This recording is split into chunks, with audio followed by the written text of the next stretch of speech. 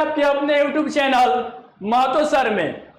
आप लोग के सामने एक बार फिर से हम लोग सर्वनाम चैप्टर लेके आ गए हैं, सर्वनाम टॉपिक लेके आ गए हैं। इससे पहले हम लोग संज्ञा के बारे में जाने थे, अब हम लोग सर्वनाम के बारे में जानेंगे। सर्वनाम क्या होता है, कैसे होता है, सर्वनाम के कितने प्रकार होते हैं। हाँ, इस वीडियो को पूरा ध्यान से देखिएगा और सर्वनाम को पूरा बढ़िया तरीका से समझिएगा। वीडियो पूरा एंड तक देखिएगा तो आपको जिंदगी में कभी भी सर्वनाम को समझने में दिक्कत नहीं होगा और यहां तक कि गलती से भी आपका गलती नहीं होगा। हाँ, एक बार पूरा बढ़िया तरीका से वीडियो को शुरू से लेके अंत तक देखिएगा तो गलती से भी गलती नहीं होगा आपका सर्वनाम में। कभी भी जिंदगी में इस वीडियो को पूरा देखिए, कभी भी गलती नहीं होगा। तो ज्यादा देर न करते हुए हम लोग चलते हैं अपने टॉपिक को, नहीं तो वीडियो क्या हो जाएगा, लंबा हो जाएगा। चलिए देखते हैं। सबसे पहले सर्वनाम का अर्थ क्या होता है, सर्वनाम क्या चीज है, सर्वनाम कहां प्रयोग करते हैं, सर्वनाम को किसके बदले प्रयोग करते हैं, इस सारे क्वेश्चन का आंसर दूंगा। आप लोग टेंशन मत लीजिए, आप लोग जरा भी चिंता मत कीजिए, इस सारे क्वेश्चन का आंसर मैं दूंगा। सर्वनाम का मतलब क्या होता है, तो सर्वनाम का मतलब होता है सबका नाम। सर्वनाम का मतलब होता है सबका नाम। देखिए, जिस प्रकार संज्ञा में केवल किसी विशेष का ही नाम प्रयोग होता है, उसी प्रकार सर्वनाम में संज्ञा के स्थान पर प्रयुक्त सर्वनाम सभी के लिए प्रयोग होता है, किसी विशेष के लिए नहीं। अर्थात कहने का मतलब है कि संज्ञा में किसी विशेष व्यक्ति के लिए हम लोग नाम का प्रयोग करते थे, लेकिन सर्वनाम में हम लोग सभी के लिए प्रयोग करेंगे। संज्ञा के बदले में जो भी शब्द का प्रयोग करेंगे वो सभी के लिए क्या करेंगे, प्रयोग करेंगे। जैसे एग्जाम्पल के तौर पर समझिए, हम सभी स्कूल जा रहे हैं, हम सभी स्कूल जा रहे हैं। अगर यही क्या बोलते हैं कि संज्ञा में होता तो उसमें हम लोग किसी विशेष व्यक्ति का, जैसे राम स्कूल जा रहा है, राम स्कूल जा रहा है। यहां समझिएगा, राम स्कूल जा रहा है, यहां पर पर्सनली हो गया नाम।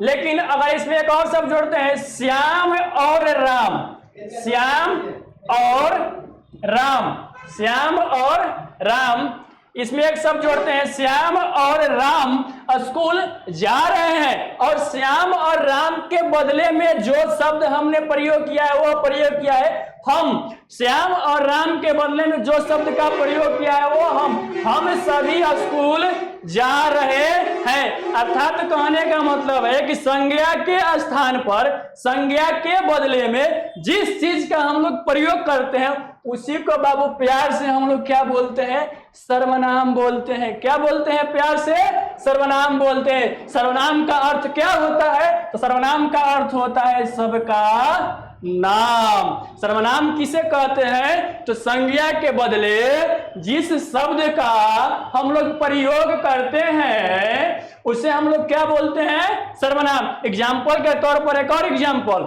जैसे राहुल घर जा रहा है, राहुल घर जा रहा है, उसको हम लोग बोल सकते हैं कि वह घर जा रहा है। तो राहुल के बदले हमने वह का प्रयोग किया और वह जो हो गया वो क्या हो गया, सर्वनाम। ठीक है, सर्वनाम समझ में आ गया। अब देखते हैं आगे। अब देखिए, सर्वनाम के बारे में समझ गए। अब सर्वनाम कितने प्रकार के होते हैं, सर्वनाम के कितने भाई होते हैं, सर्वनाम का कितना प्रकार होता है। अरे भाई टेंशन मत लीजिए, सर्वनाम 6 प्रकार का होता है। कितना प्रकार का सर्वनाम होता है, 6 प्रकार का सर्वनाम होता है। कौन कौन सा होता है फटाफट बता दीजिए, हमसे आपसे सब्र नहीं हो रहा। टेंशन मत लीजिए, आराम से एकदम चिंता मत कीजिए, सारा चीज हम बताएंगे।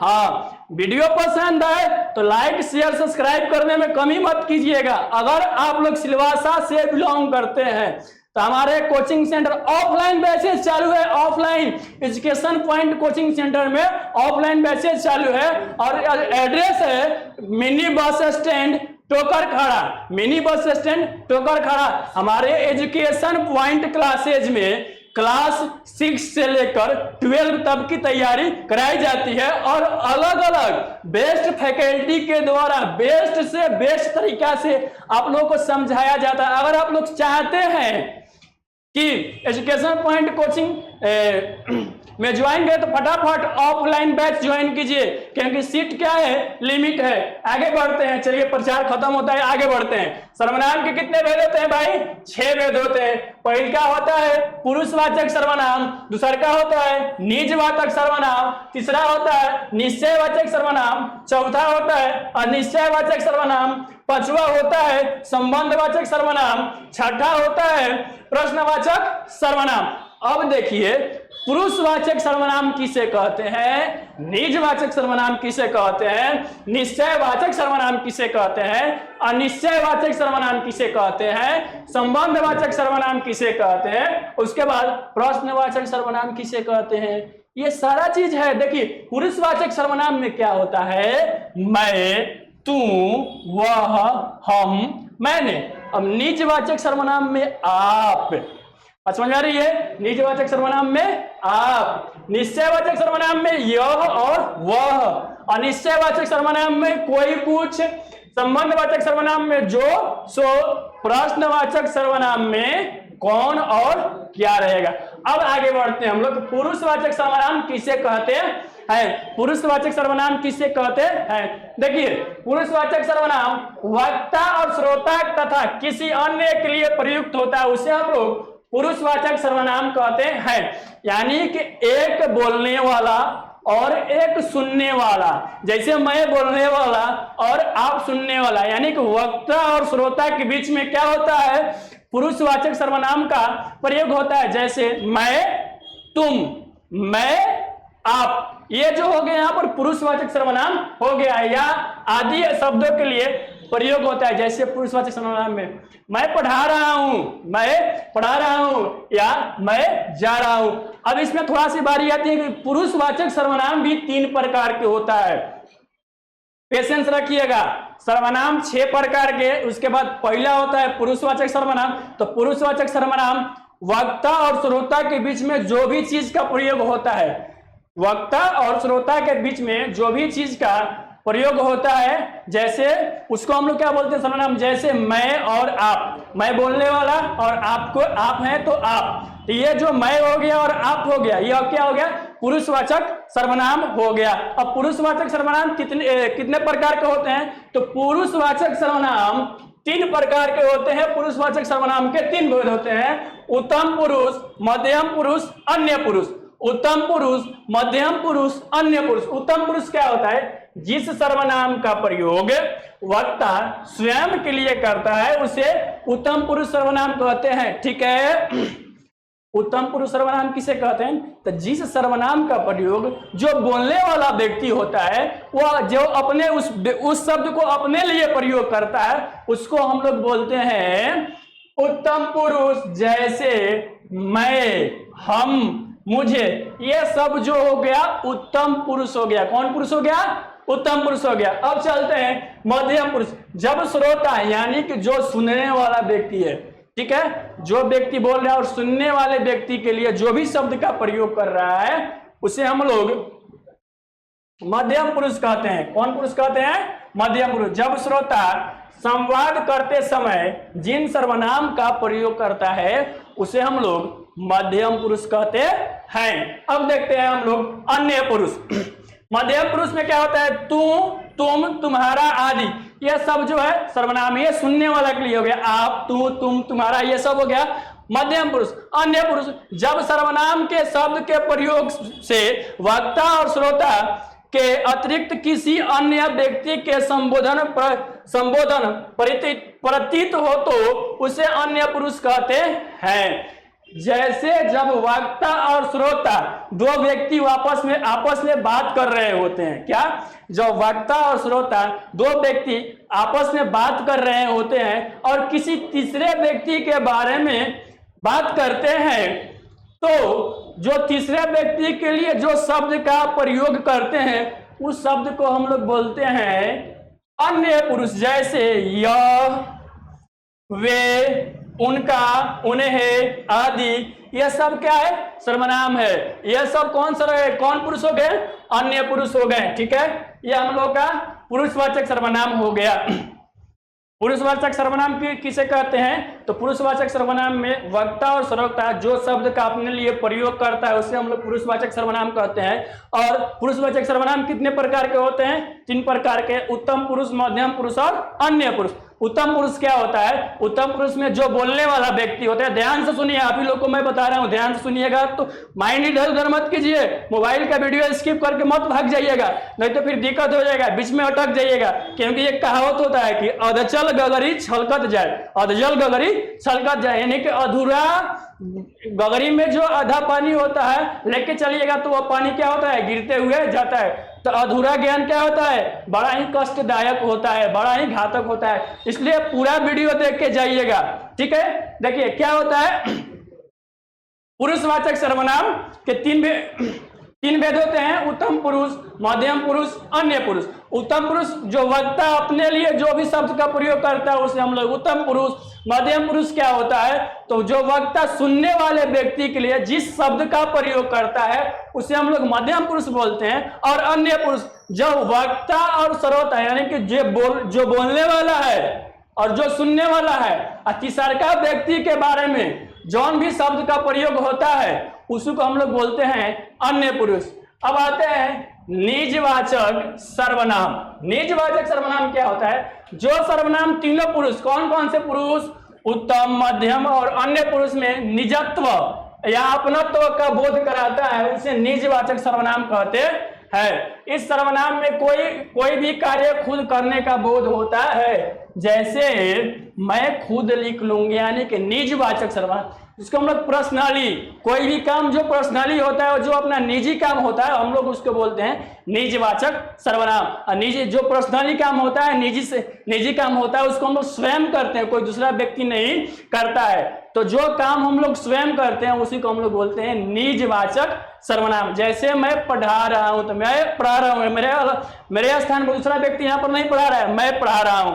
ठीक है, मैं लिख रहा हूं, मैं खुद लिख रहा हूं, कोई दूसरा व्यक्ति नहीं लिख रहा है, तो उसको हम लोग बोलेंगे निजवाचक सर्वनाम। अब उसके बाद बोलते हैं निश्चयवाचक सर्वनाम। भाई निश्चयवाचक सर्वनाम क्या होता है? निश्चयवाचक सर्वनाम देखिए, जो सर्वनाम निकट या दूर की किसी वस्तु की ओर संकेत करे और जिसमें कुछ भी कार्य या क्रिया निश्चित हो उसे निश्चयवाचक सर्वनाम कहते हैं। यानी कि जो भी चीज क्या होता है? निश्चित होता है। जो भी चीज क्या होता है? निश्चित होता है। जो भी कार्य क्या होता है? निश्चित होता है। उसे हम लोग निश्चयवाचक सर्वनाम कहते हैं। जैसे यह पेन है, जैसे यह चश्मा है, जैसे यह टोपी है। यह निश्चय है, क्या है? यह टोपी है। बात समझ में आ? जैसे यह क्या है? बोर्ड है। जैसे यह क्या है? लड़की है। यह सब चीज क्या है? निश्चित है। बात समझ में आ रहा है? आगे बढ़ते हैं। अनिश्चयवाचक सर्वनाम। अनिश्चयवाचक सर्वनाम में कोई भी चीज क्या होता है? फिक्स नहीं होता है, कोई चीज निश्चित नहीं होता है, उसी को हम लोग अनिश्चयवाचक सर्वनाम बोलते हैं। देखिए, किसी अनिश्चित व्यक्ति, वस्तु या घटना के लिए प्रयुक्त होने वाले सर्वनाम अनिश्चयवाचक सर्वनाम होता है। इसमें कोई भी वस्तु, व्यक्ति या घटना निश्चित नहीं होती है, इसके बारे में सिर्फ अनुमान लगाया जाता है। जैसे शायद वह कल आएगा। जैसे आप घर पे बैठे हैं, कोई आपका दरवाजा नॉक कर रहा है, घर में आपकी माँ है और बोल रही है कि बाबू देख तो कौन दरवाजे पे है, तो यह निश्चित नहीं है कि कौन लड़का है या लड़की है, आपके पापा है, आपके मामा है, आपके भैया, या कोई निश्चित नहीं है। अनुमान लगा कि जाके बाबू देखो कौन है दरवाजे पर, तो वह जो अनुमान किया जाता है उसको हम लोग क्या बोलते हैं? अनिश्चयवाचक सर्वनाम। अब आता है संबंधवाचक सर्वनाम। संबंधवाचक सर्वनाम, यह सर्वनाम किसी दूसरी संज्ञा सर्वनाम में से संबंध दिखाने के लिए प्रयुक्त होता है, संबंधवाचक सर्वनाम कहलाता है। संबंधवाचक सर्वनाम का प्रयोग वाक्यों में दो शब्दों को जोड़ने के लिए किया जाता है। यानी संज्ञा और सर्वनाम के बीच में जौन चीज जोड़ता है उसको संबंधवाचक बोलते हैं। जो दो लोगों के बीच में संबंध को दर्शाता है उसको हम लोग संबंधवाचक सर्वनाम बोलते हैं। जैसे जो, सो, वो, सो, जैसे वैसे, जिसकी उसकी, जितना उतना आदि। जो करेगा सो भरेगा, जैसे वो कहेंगे वैसे हम करेंगे, मतलब कि जो करेगा वो भरेगा, जो करेगा सो भरेगा, ये दोनों में संबंध हो गया। जैसे वो कहेंगे वैसे हम करेंगे, इन दोनों के बीच में संबंध है कि जैसे वो कहेंगे वैसे हम करेंगे। ठीक है, अब आगे आता है प्रश्नवाचक सर्वनाम। प्रश्नवाचक सर्वनाम में क्या होता है? जिस सर्वनाम में किसी प्रश्न का बोध होता है उसे प्रश्नवाचक सर्वनाम कहते हैं। इसमें वाक्य प्रश्न पूछा जाता है। जिस सर्वनाम से किसी प्रश्न का बोध होता है उसे प्रश्नवाचक सर्वनाम कहते हैं। इसमें वाक्य प्रश्न पूछा जाता है। जैसे तुम कौन हो, तुम्हें क्या चाहिए। इन वाक्य में कौन और क्या, इन वाक्य में कौन और क्या जो है वह प्रश्नवाचक सर्वनाम है। इन वाक्य में कौन और क्या जो है वह प्रश्नवाचक सर्वनाम है। कौन शब्द का प्रयोग प्राणियों के लिए और क्या शब्द का प्रयोग जड़ पदार्थों के लिए होता है। बात समझ में आया? कौन का प्रयोग प्राणियों के लिए होता है और क्या का प्रयोग जड़ या कोई पदार्थों के लिए होता है। क्लियर हुआ? तो ये हमारा प्रश्नवाचक सर्वनाम रहा। अभी तक हमने समझ लिया क्या कि सर्वनाम किसे कहते हैं। तो सर्वनाम जो संज्ञा के बदले में प्रयुक्त होता है उसे सर्वनाम कहते हैं। जो संज्ञा के स्थान पर किसी शब्द का हम लोग प्रयोग करते हैं तो उसे हम लोग सर्वनाम बोलते हैं। उसके बाद सर्वनाम कितने प्रकार के होते हैं? तो सर्वनाम 6 प्रकार के होते हैं। कौन कौन से होते हैं? तो पुरुषवाचक सर्वनाम, निजवाचक सर्वनाम, निश्चयवाचक सर्वनाम, अनिश्चयवाचक सर्वनाम, उसके बाद संबंधवाचक सर्वनाम और उसके बाद प्रश्नवाचक सर्वनाम। पुरुषवाचक सर्वनाम में क्या होता है? जो वक्ता और श्रोता अपने लिए जिस भी शब्द का प्रयोग करता है, जब वक्ता और श्रोता अपने लिए जिस भी शब्द का प्रयोग करता है उसे हम लोग पुरुषवाचक सर्वनाम बोलते हैं। पुरुषवाचक सर्वनाम कितने प्रकार के होते हैं? तो पुरुषवाचक सर्वनाम 3 प्रकार के होते हैं। कौन कौन होता है? उत्तम पुरुष, मध्यम पुरुष और अन्य पुरुष। उत्तम पुरुष किसे कहते हैं? तो उत्तम पुरुष जो व्यक्ति बोलने वाला होता है किसी शब्द का अपने प्रयोग का जब प्रयोग करता है उसे हम लोग बोलते हैं पुरुषवाचक सर्वनाम, और उत्तम पुरुष बोलते हैं। मध्यम पुरुष क्या होता है? तो जिस शब्द का प्रयोग हम लोग सुनने वाले व्यक्ति के लिए प्रयोग करते हैं उसे हम लोग बोलते हैं मध्यम पुरुष। और अन्य पुरुष क्या होता है कि जब दो व्यक्ति, जब वक्ता और श्रोता किसी तीसरे व्यक्ति के बारे में बात करते हैं और जिस तीसरे व्यक्ति के बात करते हुए जिस भी शब्द का प्रयोग करते हैं उसे हम लोग बोलते हैं अन्य पुरुष। ये हमारा हो गया पुरुषवाचक सर्वनाम। उसके बाद आता है निजवाचक सर्वनाम। निजवाचक सर्वनाम में क्या होता है? जो काम हम स्वयं करें उसी को हम लोग क्या बोलते हैं? निजवाचक सर्वनाम। उसके बाद आता है निश्चयवाचक सर्वनाम, यानी कि जो भी चीज क्या होता है? निश्चित होता है, उसे हम लोग निश्चयवाचक सर्वनाम बोलते हैं। एक होता है अनिश्चयवाचक सर्वनाम। अनिश्चयवाचक सर्वनाम में कोई भी चीज फिक्स नहीं होता है। देखो जरा कौन है, कौन सा मिठाई है, वह क्या कर रहा है, कौन वहां है, कौन घूम रहा है, इसमें कोई निश्चित नहीं है। कोई आया है, यह निश्चित नहीं है कि आपके मामा है कि फूफा है कि मौसा है कि मौसी है, यह निश्चित नहीं है। ठीक है, यह हो गया अनिश्चयवाचक। संबंधवाचक सर्वनाम क्या होता है? संबंधवाचक सर्वनाम संज्ञा और सर्वनाम के बीच में जो संबंध को दर्शाता है, जो रिश्ता को दर्शाता है। संज्ञा और सर्वनाम के बीच में जो संबंध को दर्शाता है, जो रिश्ता को दर्शाता है, उसे हम लोग क्या बोलते हैं? संबंधवाचक सर्वनाम बोलते हैं। आगे देखिए, अगला होता है प्रश्नवाचक सर्वनाम। तो प्रश्नवाचक सर्वनाम क्या होता है कि जब कोई सर्वनाम में किसी प्रश्न को पूछा जाता है, जब किसी सर्वनाम में किसी प्रश्न को पूछा जाता है उसमें कौन, क्या, कैसे का प्रयोग किया जाता है उसे हम लोग बोलते हैं प्रश्नवाचक सर्वनाम। जैसे समझिए कि तुम कौन हो, तुम्हें क्या चाहिए। इस शब्द में कौन और क्या जो है, कौन और क्या जो है वह प्रश्नवाचक सर्वनाम है। और कौन जो होता है, कौन शब्द का प्रयोग प्राणियों के लिए किया जाता है। कौन शब्द का प्रयोग किसके लिए किया जाता है? प्राणियों के लिए किया जाता है। और क्या शब्द का प्रयोग जो होता है जड़ और पदार्थों के लिए किया जाता है। तो सर्वनाम हमारा यहाँ पर क्या होता है? कंप्लीट होता है। अगर आपको कहीं दिक्कत होता है तो आप एक बार कमेंट करें। वीडियो पसंद आए तो कम से कम एकदम लाइक ठोक दें, और ज्यादा मन करे तो घंटी को दबा दें, ताकि हमारे चैनल से जो भी अपडेट मिलेगा वो आपको प्राप्त होता रहेगा। Thank you, all the best. कृपया घंटी को दबाना ना भूलें, ठीक है? ऑल द बेस्ट, जय हिंद।